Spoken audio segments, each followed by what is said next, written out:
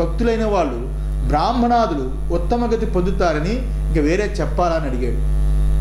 ఎవరైతే ఉత్తమ జన్మ పొంది భక్తులైన వాళ్ళు బ్రాహ్మణాది ఉత్తమగతి పొందుతారని వేరే చెప్పాలా?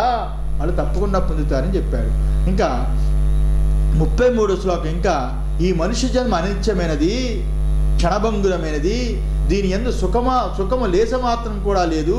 అయితే దీని యందు పరమపురుషార్థం పొందు భక్తి చేత అయితే పొందవచ్చు. అందువల్ల అయితే ఈ యొక్క అనిత్యమైనది, సుఖము లేసమాత్రము కూడా లేదు, క్షణభంగురమైనది. ఇలాంటి క్షణభంగురమైనప్పటికీ మానవత్వాన్ని సంపాదించిన వాడు, మానవుడిగా పుట్టినవాడు ఎవడైతే ఉన్నాడో అలాంటి వాడు పరమ పురుషార్థాన్ని పొందడానికి మాత్రము ఇది బాగా ఉపయోగపడుతుందని అక్కడ చూపించాడు. ఆ రకంగానే 34వ శ్లోకం ఆఖరి శ్లోకంలో దుర్లభమైన మానవ జన్మయందు ఇక్కడ క్షత్రియుడిగా పుట్టిన నీవు నాయందే మనసు ఉంచు.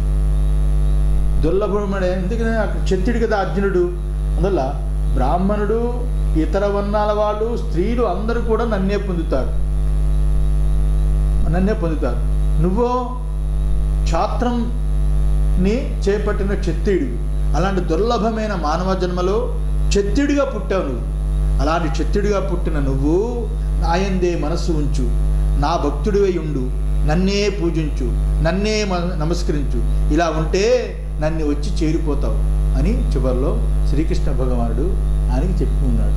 ఇది అధ్యాయం 9వ అధ్యాయం పూర్తయింది. ఇది శ్రీమద్భగవద్గీతాసు ఉపనిషత్సు బ్రహ్మ విద్యాయాం యోగశాస్త్రే శ్రీకృష్ణార్జున సంవాదే రాజవిద్యా రాజగుహ్యయోగో నామ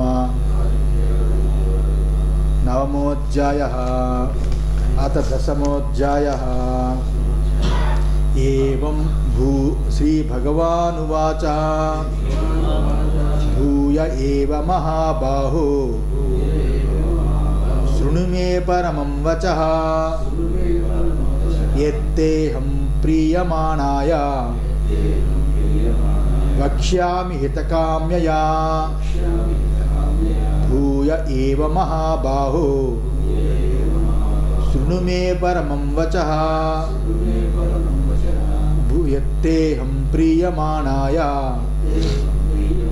వక్ష్యామి హితవాకామ్యయా.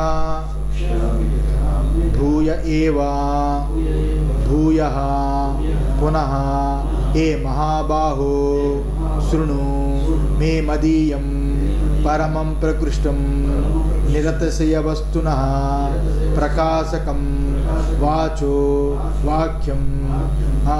భూయ ఏవ భూయః పునః ఏ మహాబాహో, మరొక్కసారి మరలా పునః ఏ మహాబాహో, ఏ అర్జున, నా సంబంధమైన, నా పరమైన, గొప్పదైన, నిరతశయమైన ఆత్మవస్తువును తెలుపుతాను చక్కటి వచనాలతో. అలాంటి చక్కటి వచనాలతో ఏదైతే చెబుతానో ఆ వాక్యాలను విను.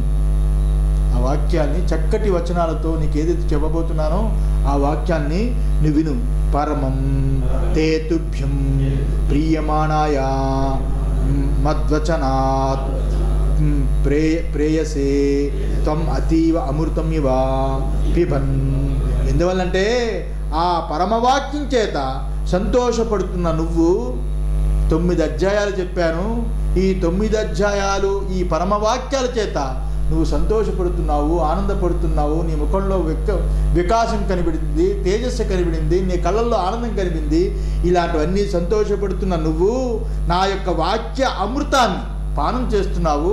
అలాంటి వాక్య అమృతాన్ని పానం చేస్తున్నావు కాబట్టి ఆ పానం చేస్తున్న వాడి వల్ల విశేషంగా నీ ముఖ తేజస్సు కనిపిస్తుంది కాబట్టి నువ్వు సంతోషం పడుతున్నావు కాబట్టి అందువలన తతః వక్ష్యామి హితకామ్యయా. అందువల్ల నీ హితం కోరుతూ, నీ హితాన్ని కోరుతూ, నీ హితాన్ని కామిస్తూ, నువ్వు హితంగా ఉండాలి, నువ్వు బాగుండాలి, నువ్వు ఎప్పుడు ఇలాగే సంతోషంగా ఉండాలి. ఈ సంతోషం చెదిరిపోకూడదు. నేను కనిపించినప్పుడు ఇంత గొప్పగా చెప్పాను 9 అధ్యాయాలని చెప్పి మర్చిపోయి నువ్వు వెనక్కి వెళ్ళిపోయేది అయ్యో అని చెప్పి దిగాలైపోకూడదు. నువ్వు ఎప్పుడు అలా సంతోషంగా ఉండాలి అనే ఉద్దేశం చేత ఈ రకంగా హితకామ్యయ, నువ్వు ఎప్పుడు హితంగా, సుఖంగా, ఆనందంగా ఎప్పుడు ఉండాలని నేను కోరుకుంటూ ఆ ఇచ్చ చేత హేతిచ్ఛయా, ఆ ఇచ్చ చేత నీకు మళ్ళా నేను ఈ యొక్క అధ్యాయాన్ని ప్రారంభిస్తున్నాను అర్జున అని చెప్పాడు. ఓం సహనావతు సహనో భునక్తు సహ వీర్యం కరవావహి తేజస్వినావధీతమస్తు మా విద్విషావహి. ఓం శాంతి శాంతి.